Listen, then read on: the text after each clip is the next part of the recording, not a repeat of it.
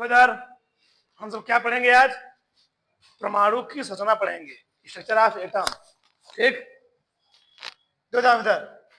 हम लोग समझते हैं आज रदरफोर्ड का परमाणु मॉडल। क्या था रदरफोर्ड का परमाणु मॉडल? तो रदरफोर्ड ने प्रयोग किया था।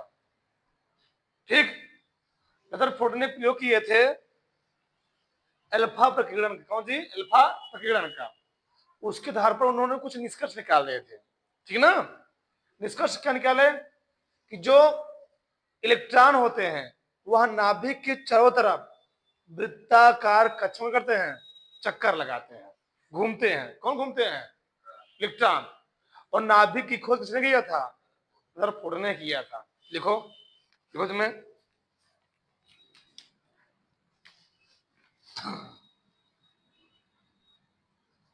रदरफोर्ड के अल्फा प्रकीर्णन,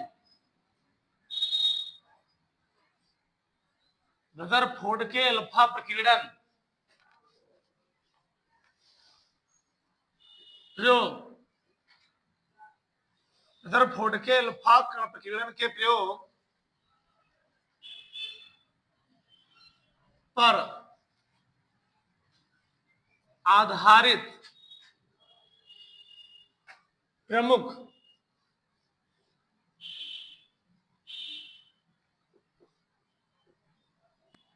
निष्कर्ष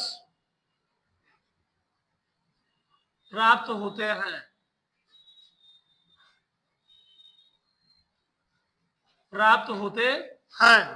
जिसे रदरफोर्ड के अल्फा प्रकीर्णन प्रयोग पर आधारित प्रमुख निष्कर्ष प्राप्त होते हैं,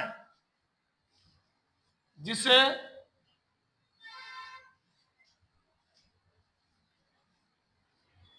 रदरफोर्ड का परमाणु मॉडल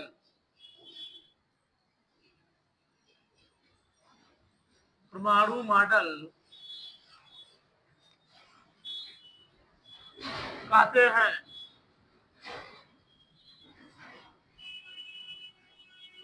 तो पहला निष्कर्ष क्या निकाला उन्होंने?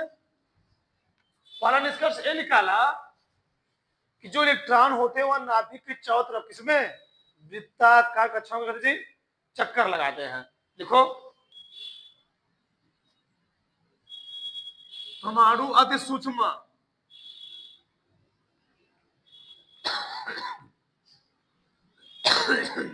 गोलाकार,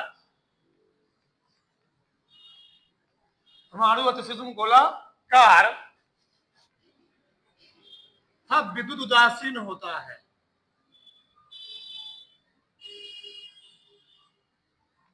विद्युत उदासीन होता है।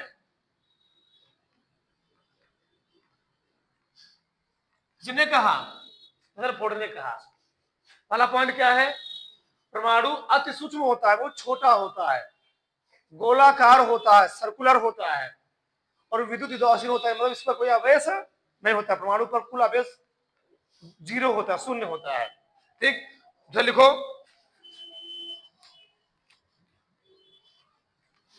दूसरा पॉइंट, नाभिक परमाणु के केंद्र में स्थित, नाभिक परमाणु के केंद्र में स्थित,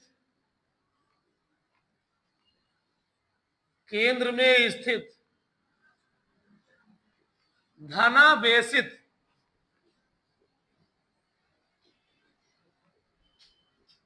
भाग होता है। क्या बोला इन्होंने? जो नाभिक होता है, परमाणु के केंद्र में स्थित धनावेशित क्या होता है? भाग होता है। और जो परमाणु का समस्त जो द्रव्यमान होता है उसका मास होता है, वह परमाणु के इसी सेंटर में, इसी केंद्र में क्या होता है? सन्निहित होता है, तो एकत्रित होता है। ठीक, तो परमाणु के केंद्र में उसका संपूर्ण द्रव्यमान क्या होता है? निहित होता है, जिसको उन्होंने क्या नाम दिया? नाभिक नाम दिया। इसलिए नाभिक की खोज का श्रेय किसे दिया जाता है? रदरफोर्ड को। लिख लो, नाभिक की खोज का श्रेय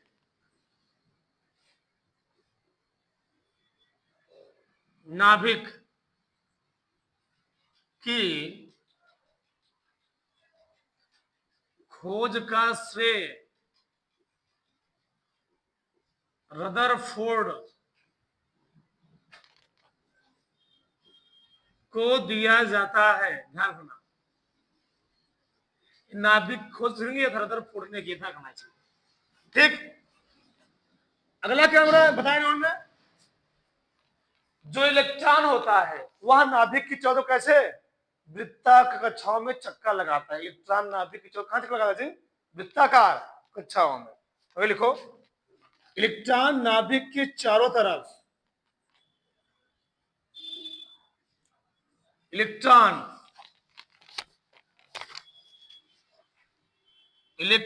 नाभिक के चारों तरफ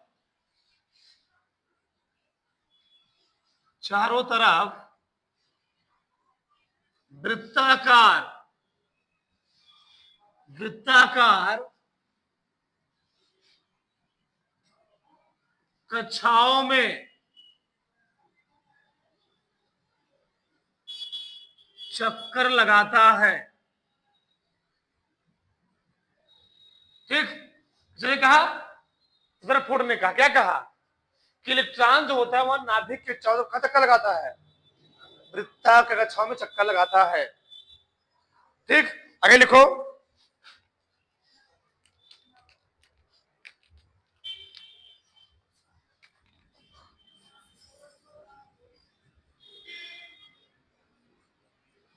अगर लिखो, नाभिक के चारों ओर खाली भाग में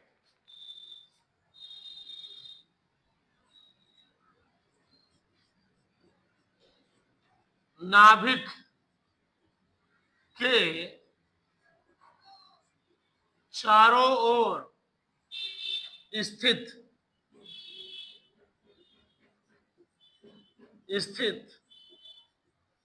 खाली भाग में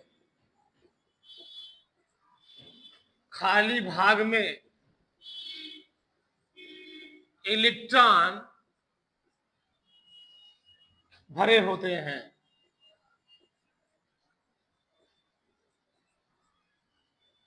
इलेक्ट्रॉन भरे होते, तो परमाणु के केंद्र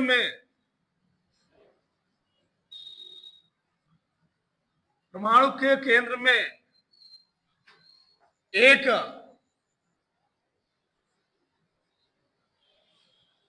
बहुत छोटा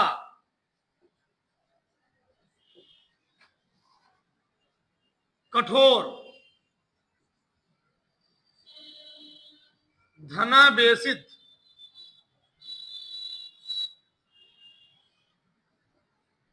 भाग होता है, जिसे नाभिक कहते हैं। जिसे नाभिक कहते हैं। ठीक, अगर लिख लो, काम देगा। इलेक्ट्रॉन के घूमने के लिए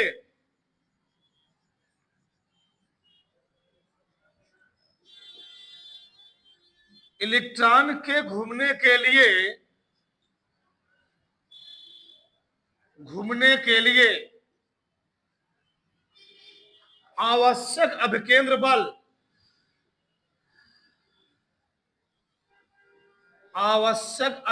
बल या अभिकेंद्री बल, ठीक, स्थिर वैद्युत आकर्षण बल से प्राप्त होता है।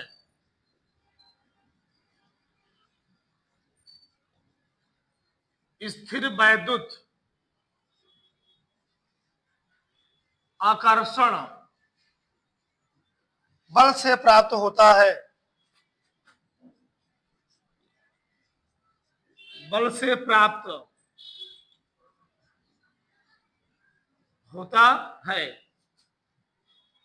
अब यहां समझा इधर, ये कहना क्या चाह रहे हैं, ये है किसी परमाणु का नाभिक, इसके चौथे इलेक्ट्रॉन करते क्या जी, चक्कर लगाते हैं। अब इलेक्ट्रॉन कहां चक्कर लगा रहे हैं बता नहीं पा रहे हैं, सर्कुलर पथ भी नहीं है। ठीक, बस यही बोले हैं इलेक्ट्रॉन नाभिक के चारों ओर इसमें वृत्ताकार कक्षाओं में चक्कर लगाते हैं। ये बोल रहे हैं। अभी परमाणु का नाभिक है, नाभिक में क्या होता है? प्रोटॉन। जब रदरफोर्ड ने खोज किया तो तुम्हें न्यूट्रॉन की जानकारी नहीं मिली थी, उस समय केवल नाभिक में प्रोटॉन ही था इनके समय में, ठीक। बाद में मालूम चला कि नाभिक में क्या होता है? प्रोटॉन, और एक उदासीन का क्या होता है? न्यूट्रॉन। क्या जी? न्यूट्रॉन होता है।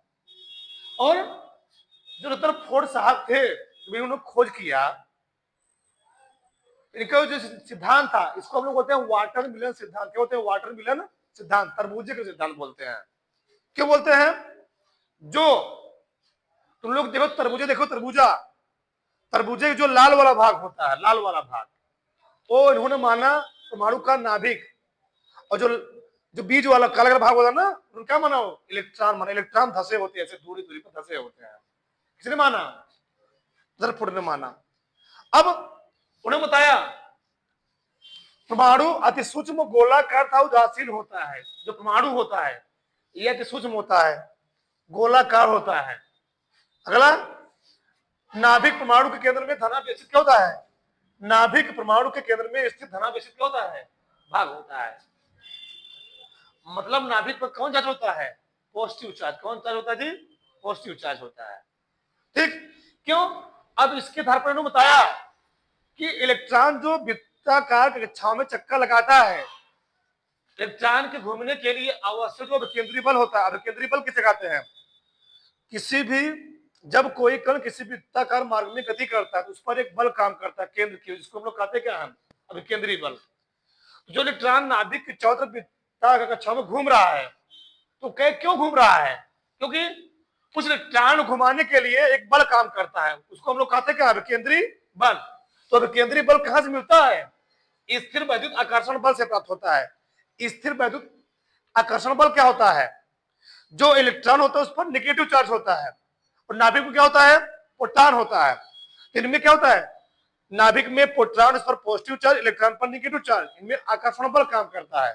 इसलिए हम लोग कहते हैं क्या? क्योंकि दोनों मिला चार्ज जो होते हैं, इसलिए इसका नाम क्या पड़ा? स्थिर वैद्युत आकर्षण बल नाम पड़ा। आकर्षण होता है, विपरीत प्रकार के आवेश है, तो विपरीत प्रकार के आवेशों क्या होता है? आकर्षण होता है।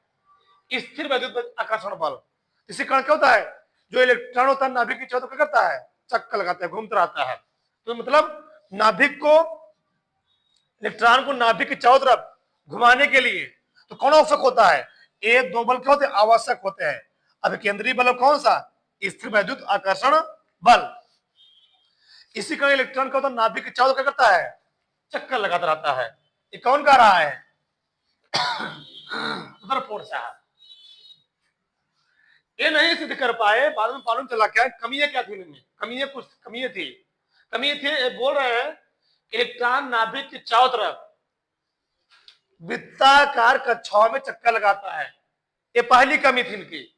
कमी क्या थी? इलेक्ट्रॉन नाभिक के चारों तरफ वृत्ताकार नहीं, किसी निश्चित वृत्ताकार क्या करता है? कक्षक में चक्कर लगाता है। और बाद में मालूम चला, इन्होंने बताया था अगर इलेक्ट्रॉन नाभिक के चारों तरफ वृत्ताकार कक्षा में चक्कर लगा रहा है, इलेक्ट्रॉन क्या होगा?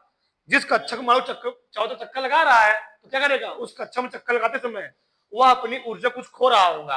अगर टाइम ऐसा आएगा या चक्कर लगाते लगाते लगाते अपनी ऊर्जा खोते खोते, कुछ मान लो तुम लगातार काम कर रहे हो, क्या तुम्हारी एनर्जी हमेशा बरकरार रहेगी? कुछ कम होगी। जब इलेक्ट्रॉन नाभिक के चारों चक्कर लगाता रहेगा तो अपनी ऊर्जा में कमी करता रहेगा, जिसके कारण से एक ऐसा समय आएगा इलेक्ट्रॉन चक्कर लगाते लगाते कहां गिर जाएगा? नाभिक में गिर खत्म हो जाएगा। इन नाभिक का अस्तित्व ही खत्म हो जाएगा। जैसे मान लो ये मैं आज मार्कर देख रहा हूं, ये मार्कर में बहुत सारे इलेक्ट्रॉन, प्रोटॉन, न्यूट्रॉन होंगे, तो क्या होगा? ये मार्कर में यहां दिख रहा हूं, इसका अस्तित्व खत्म। मतलब क्या है? आज मार्कर इतना बड़ा है, कल में देखो छोटा हो जाएगा, परसों इतना छोटा, और नर्सों क्या हो जाएगा, अगले दिन क्या खत्म हो जाएगा। ऐसा क्या संभव है? संभव नहीं है। तो इस जो इनका सिद्धांत था यह परमाणु के स्टेबिलिटी को, परमाणु के स्थायित्व को सिद्ध नहीं कर पाया, इसलिए इनका नियम क्या कर दिया? फेल कर गया, ठीक। तो परमाणु के स्टेबिलिटी को, अस्थायित्व को इनका सिद्धांत क्या प्रूफ नहीं कर सका, इनका सिद्धांत क्या कर गया? फेल कर गया, ठीक। इलेक्ट्रॉन नाभिक के चारों वृत्ताकार कक्षाओं में करता है? चक्कर लगाता है। नाभिक के चारों ओर स्थित खाली भाग में क्या होते हैं? इलेक्ट्रॉन भरे होते हैं। जो मैं क्या बोला, ठीक। हाँ, लाल वाले भाग जो होते हैं इलेक्ट्रॉन होते हैं। परमाणु के केंद्र में बहुत छोटा कठोर धनावेशित भाग होता है, जिसको हम लोग कहते क्या है, नाभिक बोलते हैं। इलेक्ट्रॉन घूमने के लिए बताया बताई दिया, थोड़ा फटाक से इसको तार लो, थोड़ा फटाक से आगे लिखो। आगे हम लोग क्या पढ़ेंगे, बोहर का परमाणु मॉडल सिद्धांत। अब बोहर ने क्या किया, जो रदरफोर्ड के मॉडल में कुछ कमियां थी उसमें थोड़ा संशोधन किया गया जी। बोहर ने रदरफोर्ड के परमाणु मॉडल सिद्धांत में कमियों को दूर करके एक सिद्धांत प्रस्तुत किया, उसको हम लोग कहते क्या है, बोहर का परमाणु मॉडल सिद्धांत कहते। लिखो लिखो इसमें, देखो नील्स बोहर ने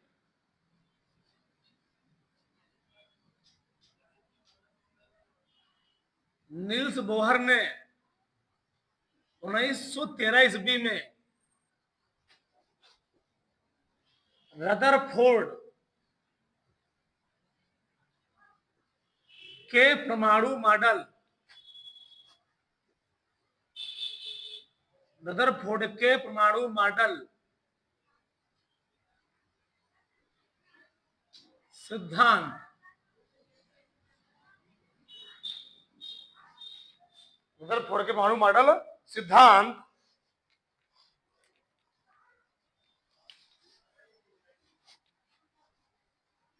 रदरफोर्ड के परमाणु मॉडल सिद्धांत में कमियों को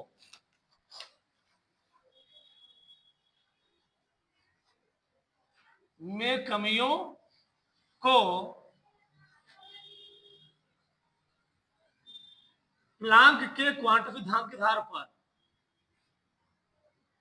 प्लांक के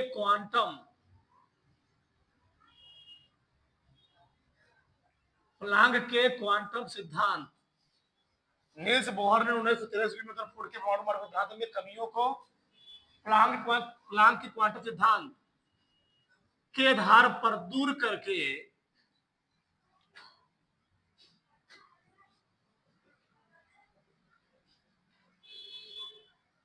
एक सिद्धांत प्रस्तुत किया, एक सिद्धांत प्रस्तुत किए जिसे नील्स बोहर का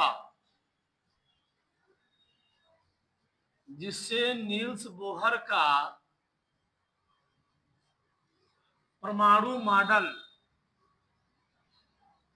सिद्धांत कहते हैं।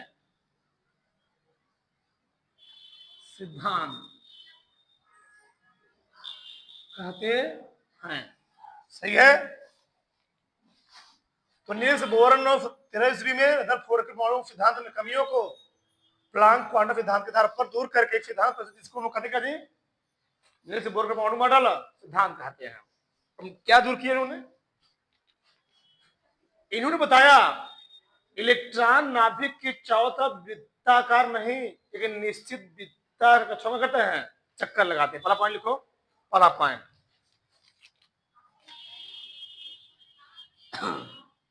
इलेक्ट्रॉन नाभिक के चारों तरफ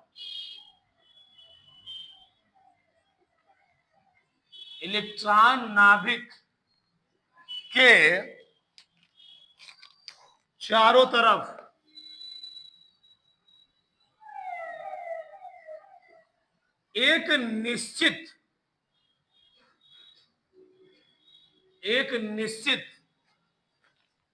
वृत्ताकार कक्षक या ऊर्जा स्तर में चक्कर लगाते हैं।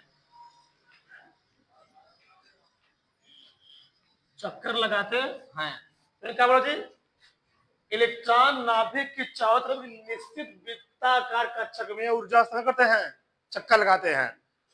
और अगर इलेक्ट्रॉन अपनी एक निश्चित वृत्ताकार कक्षक चक्कर लगा रहा है तो जिस कक्षक में चक्कर लगा रहा है उस कक्षक एक निश्चित एनर्जी लेवल होगी। उस कक्षक में रहते हुए ना तो अपनी ऊर्जा को रिलीज करेगा, ना तो ऊर्जा का अवशोषण करेगा, ना तो ऊर्जा का उत्सर्जन करता है जिस कक्षक में चक्कर लगा रहा होगा। अब उस कक्षक में चक्कर लगाते हो ना तो अपनी ऊर्जा निकालेगा, ना तो ऊर्जा ग्रहण करेगा, तो उसकी ऊर्जा में हरा कमी नहीं आएगी, जिससे कारण उसकी स्पीड स्टेबिलिटी क्या रहेगी, हमेशा बनी रहेगी। बताया ना, बहुत मेन चीज बताया इन्होंने। दूसरा पॉइंट लिखो, पॉइंट नंबर 2 लिखो। ठीक, अस्थायी कक्षकों में घूमते समय इलेक्ट्रॉन ऊर्जा का उत्सर्जन, अस्थायी कक्षकों में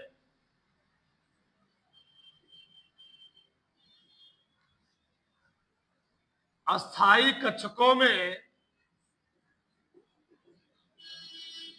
अस्थायी कक्षकों में घूमते समय इलेक्ट्रॉन, अस्थायी कक्षकों में घूमते समय इलेक्ट्रॉन ऊर्जा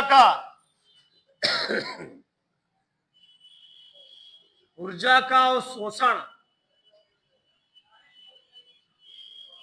या उत्सर्जन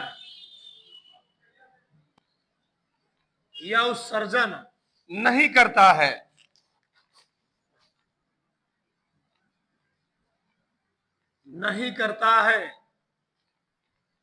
जिसके कारण परमाणु का स्थायित्व बना रहता है, परमाणु का स्थायित्व बना रहता है, यानी बरकरार रहता है, खत्म नहीं होता है। ठीक, जब परमाणु निश्चित कक्षा में चक्कर लगाएगा तो उसकी ऊर्जा में ना तो क्या होगा अवशोषण, ना तो क्या जी उत्सर्जन होगा। तो ना तो ऊर्जा निकालेगा ना तो ऊर्जा ग्रहण करेगा। इसी कारण क्या होगा, परमाणु का स्टेबिलिटी बनी रहेगी जिस कक्षा में चक्कर लगा रहा है। ठीक, अगला पॉइंट लिखो,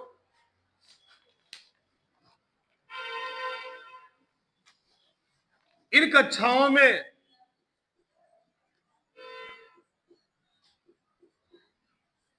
इलेक्ट्रॉन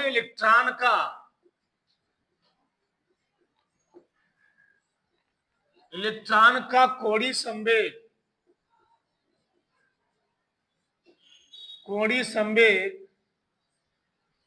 h/2 पाई का पूर्ण गुणज होता है। h/2 पाई का, या समझ लिखते हैं कहीं h/2 पाई का पूर्ण गुणज होता है, पूर्ण गुणज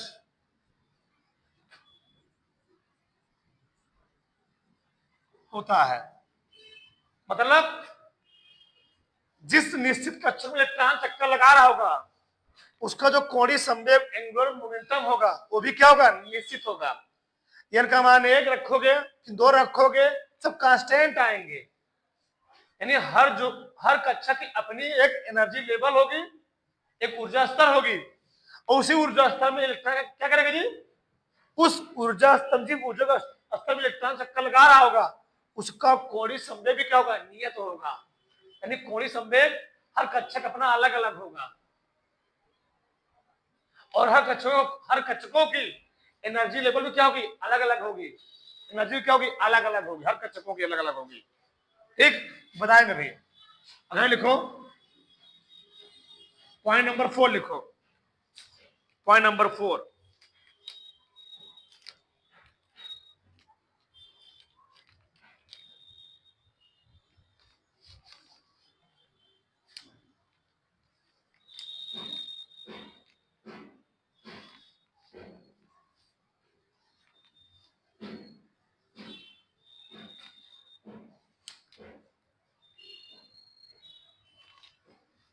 जब इलेक्ट्रॉन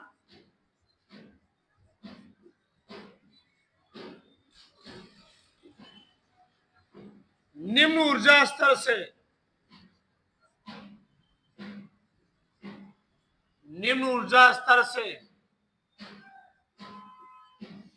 किसी उच्च ऊर्जा स्तर में प्रवेश करता है,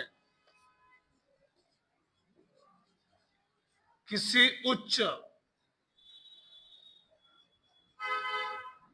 ऊर्जा स्तर में प्रवेश करता है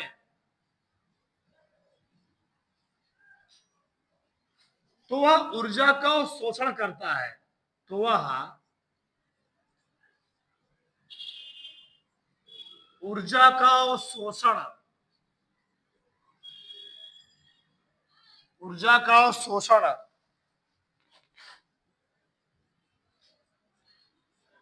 करता है, परंतु जब कोई इलेक्ट्रॉन, परंतु जब इलेक्ट्रॉन उच्च ऊर्जा स्तर से,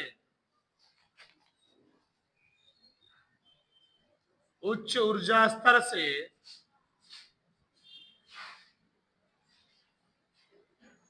निम्न ऊर्जा स्तर में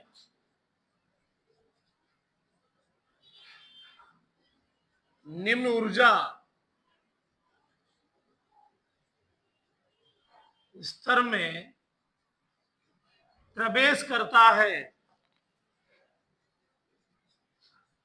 प्रवेश करता है, तो वह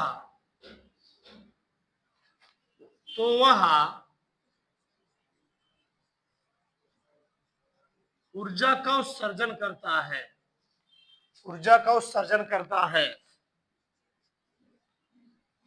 ऊर्जा का उत्सर्जन करता है, उत्सर्जन करता है। मतलब में इसमें क्या बोला था, जब कोई इलेक्ट्रॉन निम्न ऊर्जा स्तर से किसी उच्च ऊर्जा स्तर में करेगा, प्रवेश एंट्री करेगा, तो ऊर्जा का वो शोषण करेगा। वही जब इलेक्ट्रॉन कहां से उच्च ऊर्जा स्तर से किसी निम्न ऊर्जा स्तर में आएगा, इलेक्ट्रॉन ऊर्जा क्या करेगा जी, वो ऊर्जा का उत्सर्जन करता है। ध्यान रखना, अगर लिखो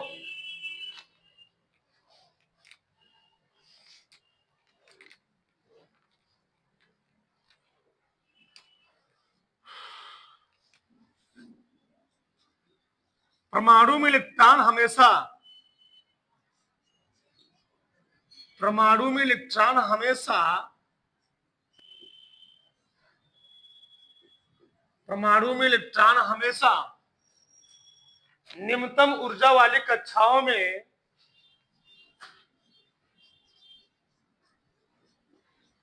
निम्नतम ऊर्जा वाली कक्षाओं में, कक्षाओं में घूमते रहते हैं,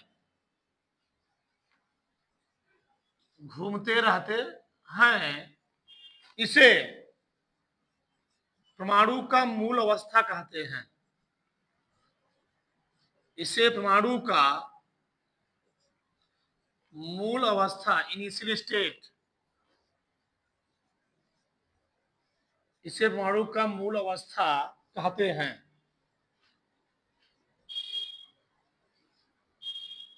ठीक, अगर लिख लो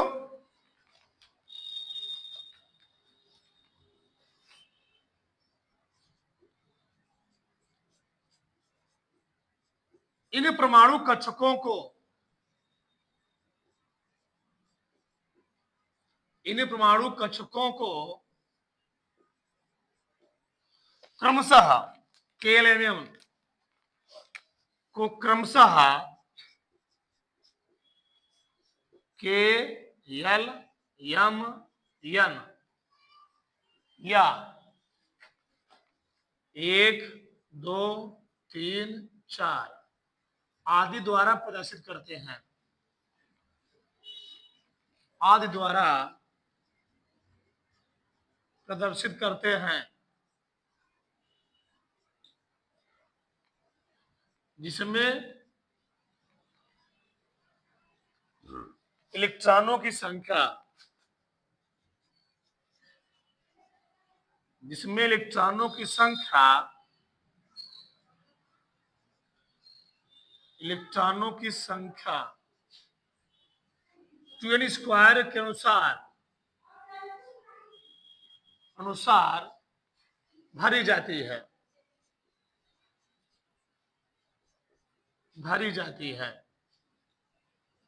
ठीक, इसका मतलब क्या है, ठीक दिखेगा नहीं, मैं यहां बना दे रहा हूं। ठीक, यहां पर देखो इधर, तो इसका मतलब क्या होता है, मतलब ये मतलब कक्षों की संख्या है, अगर n बराबर 1 होगा जो पहले कक्षा में इलेक्ट्रॉन होंगे 2n स्क्वायर यानी 2 इलेक्ट्रॉन होंगे, n बराबर 2 हो गया।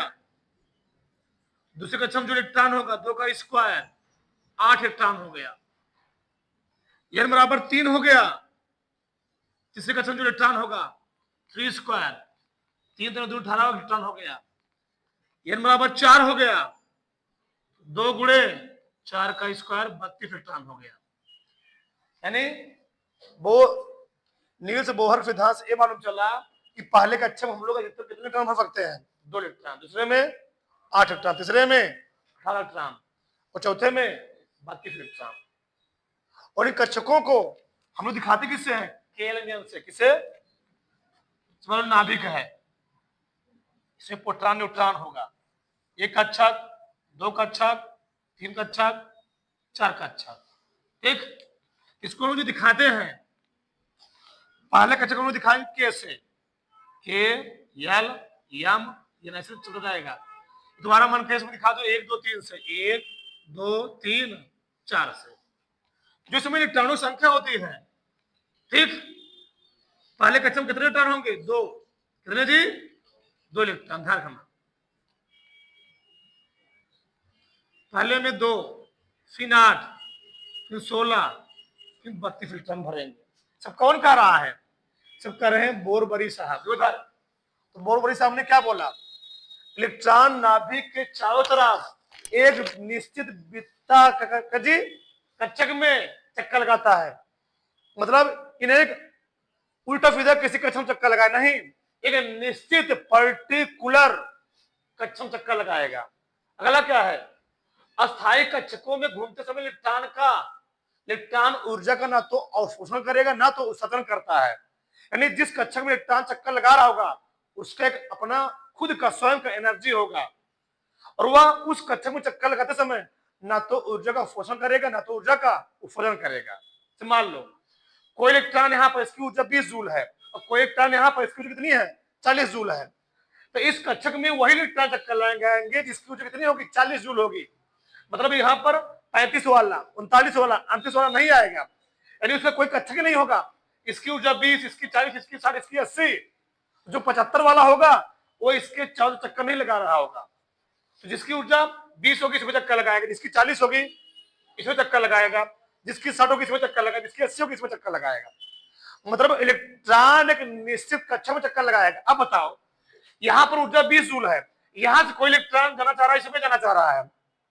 जब यहाँ पर इलेक्ट्रॉन यहाँ पर जाना चाहेगा इससे कितना ऊर्जा लेना पड़ेगा, इन ऊर्जा अंतर के बराबर। इसकी है 20, इसकी कितनी है 40, यानी इनके अंतर बराबर इसको अपनी ऊर्जा क्या कर देगा, अवशोषण करेगा, तो खुद किसमें चला जाएगा।